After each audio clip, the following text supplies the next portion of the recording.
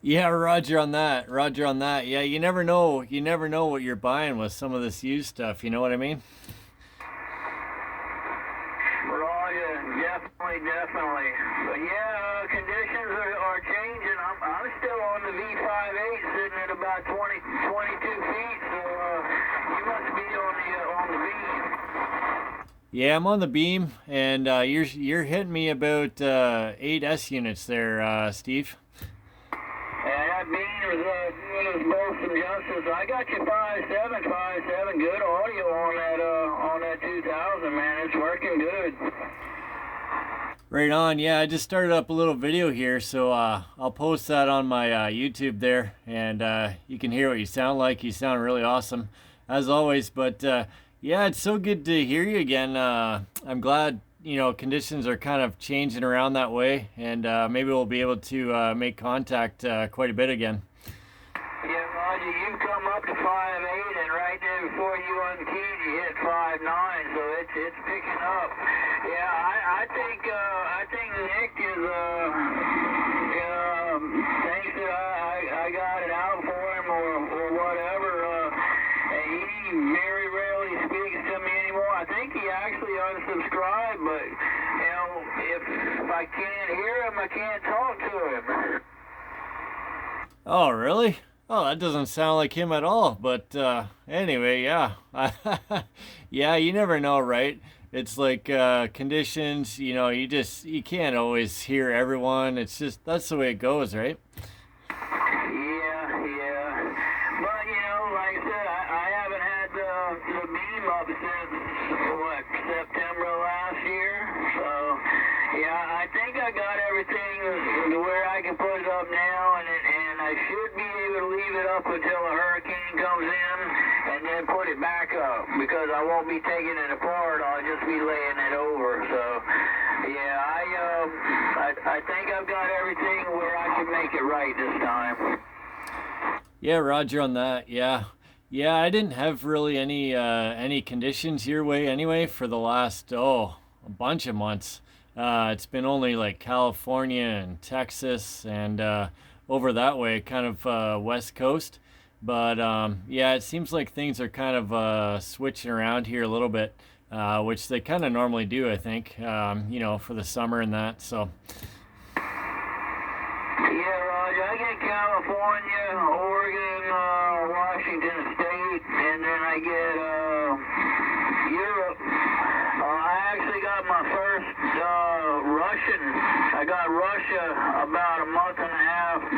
Might have been 2 months now, but I got Russia. I got South Africa. How about that Blue Ridge Mountain of Maryland? How about that Blue Ridge Mountain of Maryland? You make it to this frequency, or? Good ones, but yeah, I would say Russia is probably my favorite at this point. That's one that I never expected to get, and I did get Alaska. I Blue Ridge Mountain of Maryland. Did you make it to this frequency, or? Hey, I don't know if you can hear me there. I think that's 0737. Yeah, we're having a little QSO here, but anyway, yeah, Russia's a cool contact. I don't believe I've heard Russia before, but never actually been able to get back to them there. Go ahead, Steve.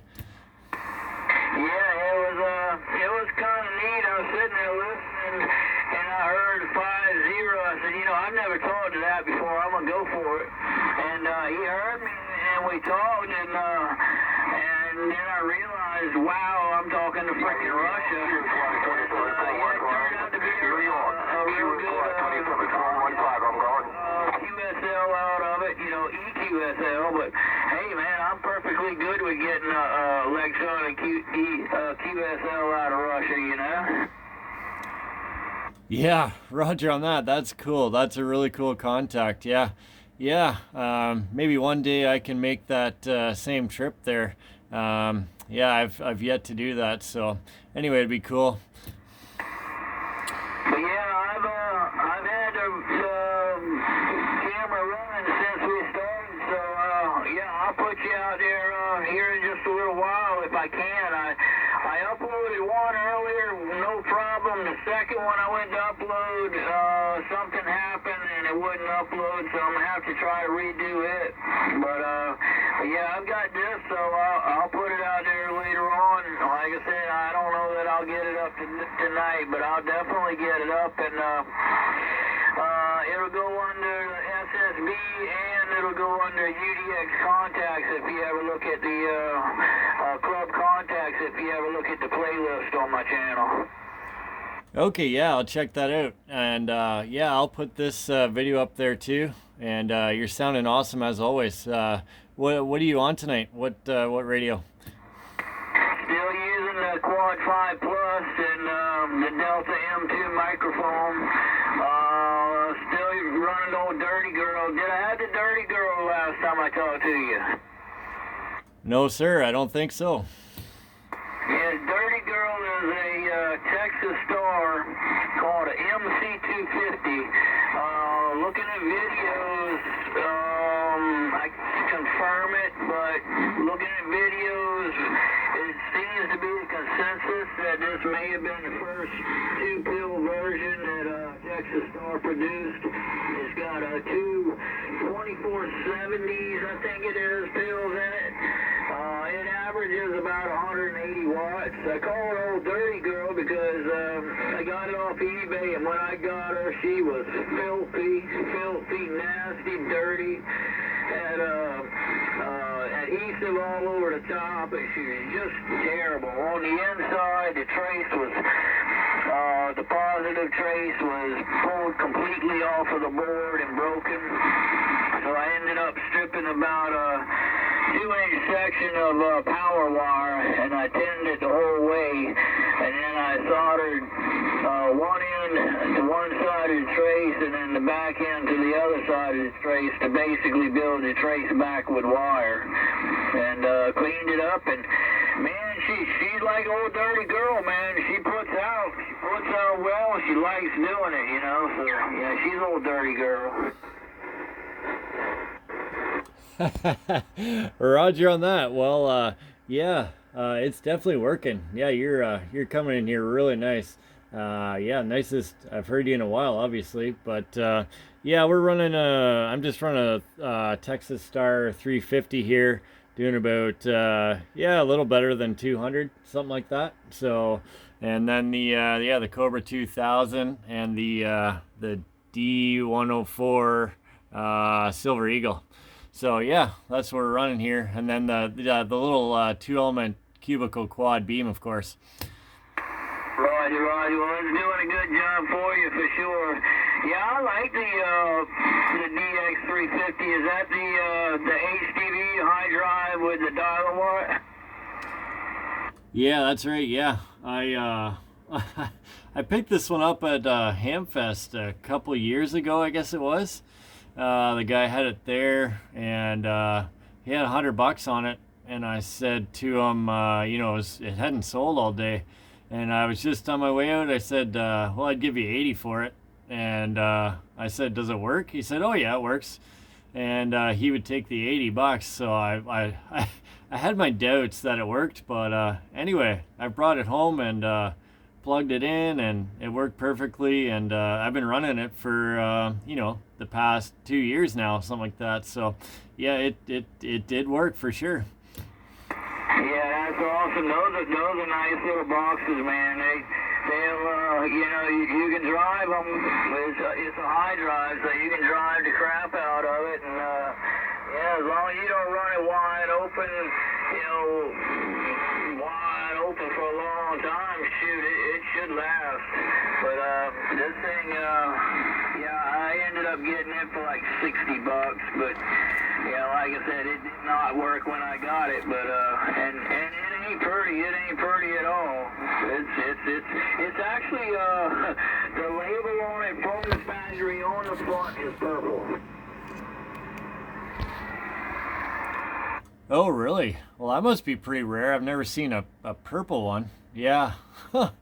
Yeah, this 350 isn't real pretty either. It's got a broken cover over the meter and stuff. But anyway, it works. So it works well. And obviously yours is working real well too after you put some work into it. So yeah, you're sounding good, sounding fantastic as you always do. Well, I appreciate it. I really do. Yeah, it's amazing. I don't know. It seems like I'm getting a few really good contacts here lately, and they're nice, good QSOs. I talked with a guy, UDX 3030 out of Arizona, last week before last. Hey, we talked for like 45 minutes. Of course, and I don't remember if we went off channel or not, but yeah, we talked for like 45 minutes. No issues at all. And somebody's saying, man, I'm lucky to get 2 minutes, but it seems like when I get a good contact, it's a good contact. Yeah, Roger. What antenna did you say you're on? The Mako V58s, right? That's right, Mako V58, and the base is about 22 feet. Ah, Roger. Well, those are excellent antennas. Yeah, I got a guy over here locally, and he has one of those things, and just a fantastic antenna. And they're built well, and they work really well too. Yeah, Roger. I've got the one I call the Mako Gain V5002. That's my CLR 2 mast bolted to what was left of a V5000. And when I had it up last time, I had an SWR issue. I'm not sure whether it was in the coax or whether it was in the antenna. But if I can't get it to tune before I put it up, I'm gonna put the V58 up on top of the tower. And I'm gonna give Mako a call before I do it, because if the other antenna ain't gonna work for me, I'm gonna talk to Mako and see whether they would do it or not. But put the second ground plane kit onto it and have 8 radios rather than the 4. That should increase the receive tremendously. Yeah, Roger on that. So maybe you can clear this up for me, Steve. Someone told me before that that the V58 and the V5000 are the same antenna, just the matching or the wire or something at the bottom is different. I don't know if there's any truth to that or not. Well, if you were to look at them side by side, the only way you would be able to tell the difference is by the plastic insulator between the outer tube and the mast. On the V58 is black, I believe, and on the V5000 is white, or vice versa. Yeah, it's just a difference in the color of the plastic. Now, is there actually any difference in the base section of the mast? Is it any thicker or anything? I don't know. As far as the ring and all that, it's all identical. Like I said, the only way you can tell the difference between the two is one has a white nylon insulator between the coupler and the mast, and the other one has a black one. Okay, right on. Well, thanks for clearing that up for me. Yeah, it's nice to hear from someone that has them both, and you kind of know, right? So, yeah, I've just been going on what different people have told me. So, yeah, that's cool. But yeah, if I end up going with the ground plane from the other antenna, it's really super simple. The ground plane on it is a ring. It has 4 fingers on it, and it has a bolt that you tighten down. It's a lock bolt that just locks it to the base. So it slips on and off, and all it has to do is clock it properly and tighten down the bolt, and it'd be on there. Just that simple. Oh, Roger on that. Yeah, man, I like those Mako antennas. Even my buddy said, he's got the V58 as well, and he said it's awesome because you ever need a part, you just call it Mako, and they'll ship you out whatever, right? You can buy all the parts separately, individually, and yeah, it's awesome that way. Yeah, they're good people too. I was watching a video. I think it was BBI did an interview with him, but the owner was talking about a guy called him and was asking about parts, and he had just put the antenna that he bought. He bought it 1 week. He put it together that weekend, and it fell and destroyed it. And Mako boxed up a new one and sent it to him. Wow, right on, eh? Yeah, that's you get customer service like that. Yeah, it just goes to show you why people love them, right? Yeah, Roger. And other than I don't know if you know about the actual per se specs of the antenna. Now, as far as the V5000 and the V58, a V58 will handle 1,500 watts, and the V5000 will handle 5,000 watts. I would probably never ever own another amp that will do 1,500 watts. If I do, I doubt I will ever run 1,500 watts. My Stereo 4-element beam is only rated for 1,000 watts. So, I would like to get something somewhere around 700-800, and I think that'll do anything I'll ever need it to do. That will probably out-talk the ears of anything, unless I got a vertical up there for ears and I'm transmitting off of a beam. That's the only thing I could ever see that I'd be able to hear what I could get to. Yeah, Roger on that. Yeah. Well, I was running more power here for a while. I had that. I bought a Hopper built amp from Nate Hopper there down in what state is he in? Anyway, I ordered it right from the States there, and he shipped it up to me. And it's 4-pill, 2879, and yeah, it would do 600 comfortably, and it was fine. But I don't know, I found some other issues with my setup, and the more power you're running, the more issues you're gonna run into. So now I'm just running this 350, and I'm doing a couple hundred, maybe it might be 250, something like that, peak, and I find that's really all I need. So yeah, exactly. This thing, as we're talking, I'm hitting 150 every now and then, but for the most part, it's hanging around 125. Every now and then, if I whistle, I can get 25, but for the most part, it hardly ever goes over 125. Now that's average. That's not peak. That's on a Heathkit HM 102 meter, so that's not getting pep.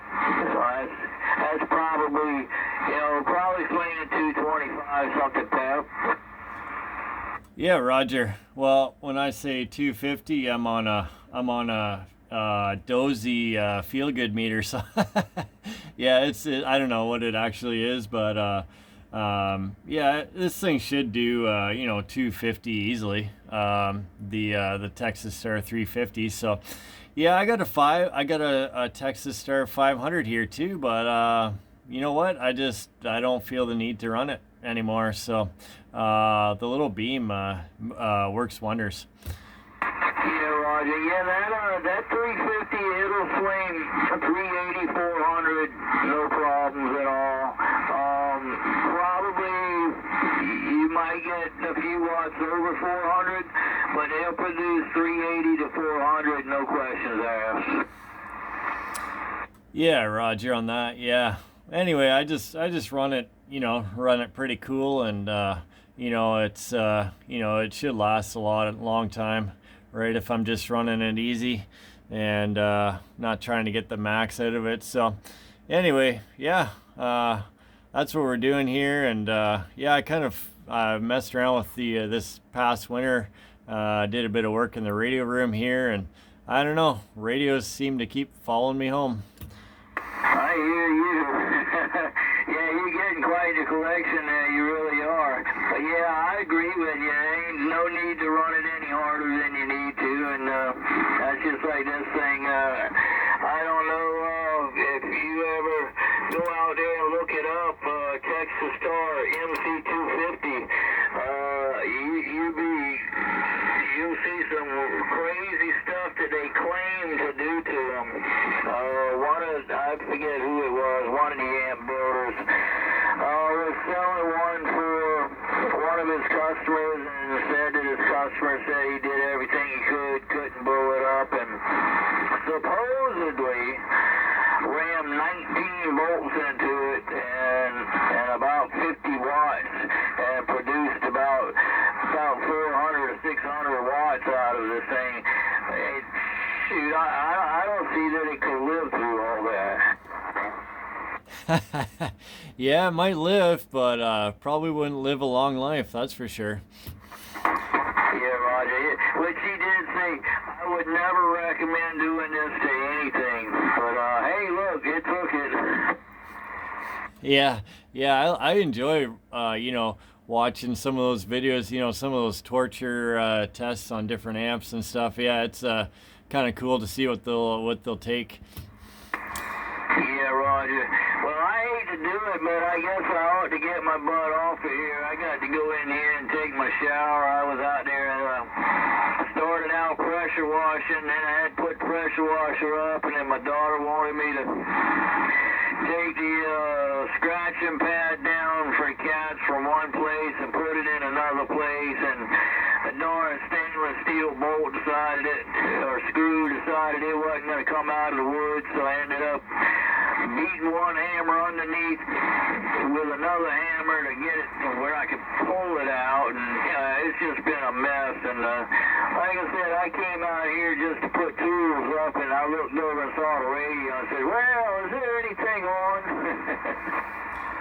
Well, I'm glad you did. I'm glad I heard you. I'm glad we could have a QSO again. It's I missed talking to you there, so good hearing you again, and you're sounding great as always. And we'll let you go then. And are you having some getting some hot weather there now?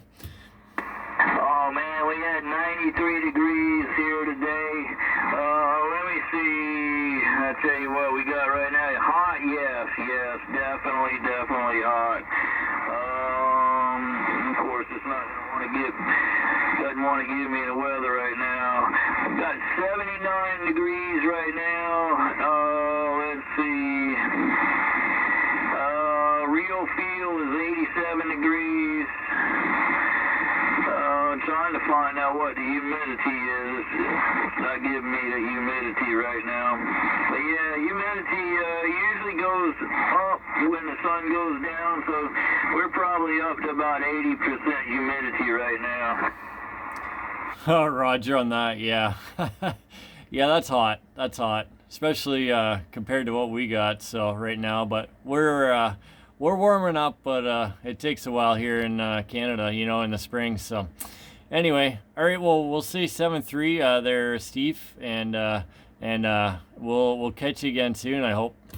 Yeah, no doubt. I hope we do. Definitely always enjoy talking with you, and looking forward to the next time, of course. Well, UDX 520. How about that? Used to be that Romeo Charlie. I guess Romeo Golf. I guess you still have that, right? Yeah, I still got the Romeo Charlie 520, Romeo Golf. Sorry, Romeo Golf 520. World Radio 520, UDX 520, 9 Oscar Charlie 520. Oh man. Yeah, Roger on that. Yeah, I don't know. This is the only club that I've joined, and that could change. I don't know if I do. I might just probably stay independent. I don't know. Yeah, no, UDX, it's a great club. You know, it's really good. Yeah, hey, you know, when I joined it, he sent me stickers and you know a card saying I was a member and all that kind of stuff. It's really cool. Yeah, it's definitely cool. Yeah, Roger, Roger. Yeah, it's growing a lot. When I joined, I think it was still in the 20s as far as members, if there was that much. Shoot, there's I gotta cut members this in off. My battery's gonna die here. Australia.